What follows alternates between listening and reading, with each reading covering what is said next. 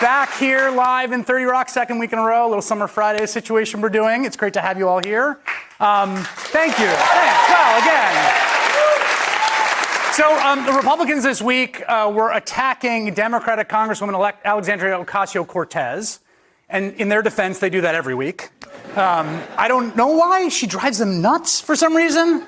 This week, they were attacking her because she went after an institution that has become kind of sacred, I think, to Republicans, and that's the Electoral College. AOC's argument was basically that the Electoral College unfairly diminishes the voting power of some Americans and therefore is incompatible with our basic democratic commitments. That was the argument. Republicans flipped out, all right? They went after her very hard.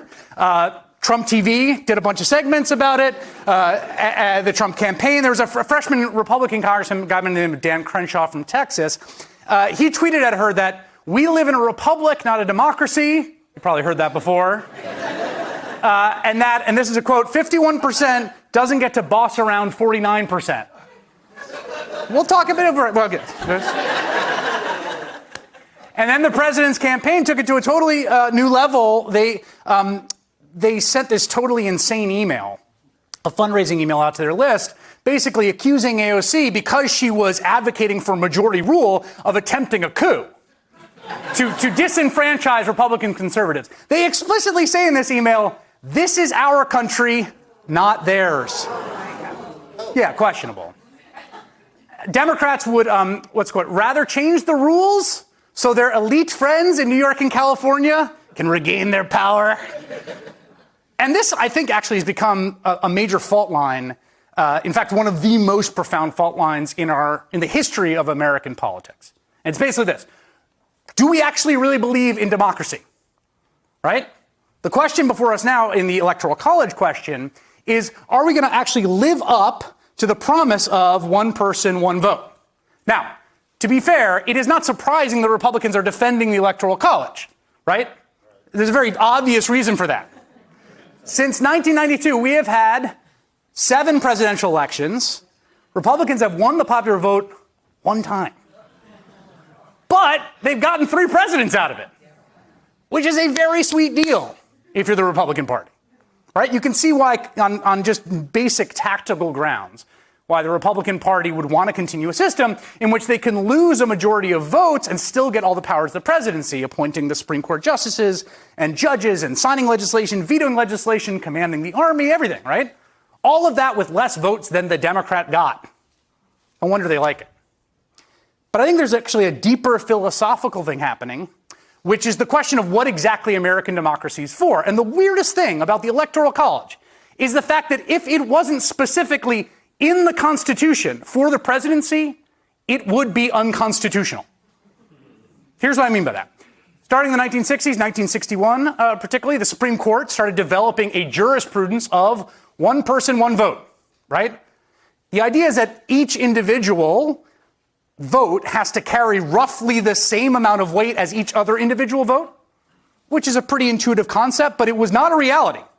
There are all sorts of crazy representational systems that were created that would not give one person one vote and would disenfranchise certain minorities. You can guess which ones. Here's an example. Let's say you got a city, it's 60% black and it's 40% white, okay? Here's how you ensure white people stay in charge. Divide the city into 4 voting districts, right? But you put the entire black population in one district, 60% of the people. And then each district elects one city council member. And voila, now the city council for a majority black city is run by a majority white government. This kind of thing they did all over the South and all over the country, all right? And finally, the Supreme Court says, no, you can't do that. You cannot just come up with crazy systems of representation to essentially stymie the basic principle of majority rule. And over the course of decades, they strike down representation system after representation system because it doesn't meet the standard they have articulated. Even this city, New York City's longstanding system of government, got struck down in 1989 because we had this borough president system where like 2 million people in the Bronx and 500,000 people in Staten Island each had a borough president. Court's like, can't do it.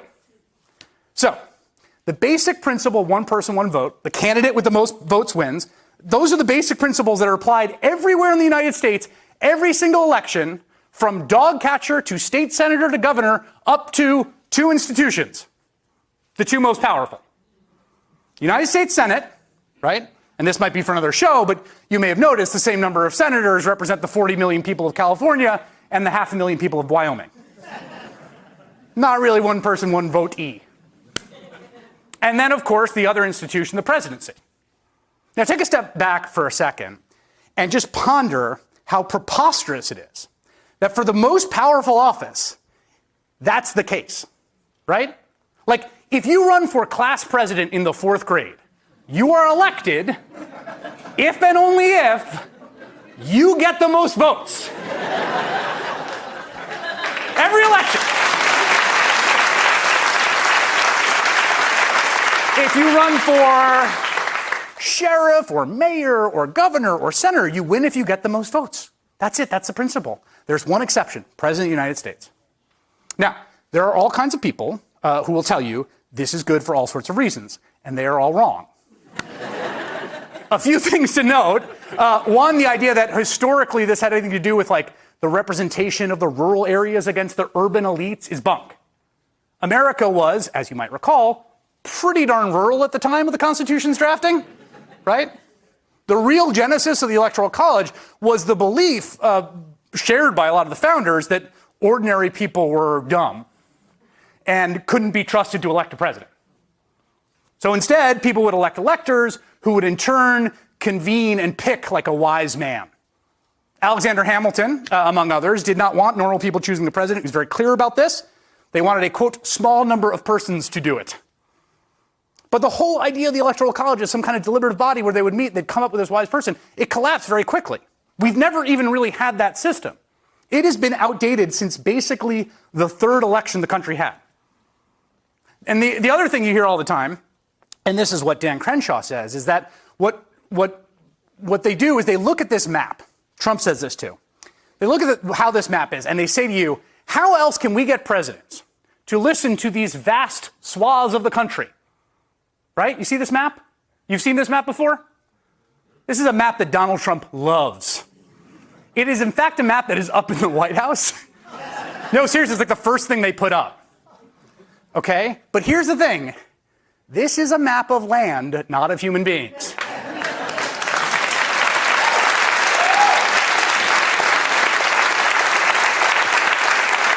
And it is true, here's the weirdest part, it is true that in the United States Constitution, thanks to the Senate and the Electoral College, land gets to vote. Like the actual soil of Wyoming, the acreage of South Dakota, the square plots of the vast expanse of Utah, they get votes because they are land. It's weird when you think about it, but that's the way it works. And that's why you get these maps. And that's why the president likes these maps. He thinks it shows how much America loves him. In reality, this is a map of a minority of the country. There are way, way, way more people in the blue areas than in the red areas, right? In this map, this exact map, right? Hillary Clinton got 3 million more votes than Donald Trump. That is what protecting the Electoral College has become all about. It's about the fact that one of the major political coalitions in American life doesn't want Americans, a majority of them, to run the country because they fear, they know, they suspect deep down that they are in the minority.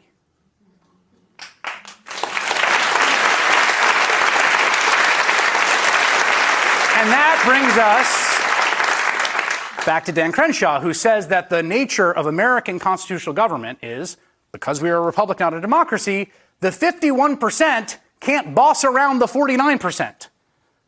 But what he and his party are advocating is a world in which the 49% boss around the 51%.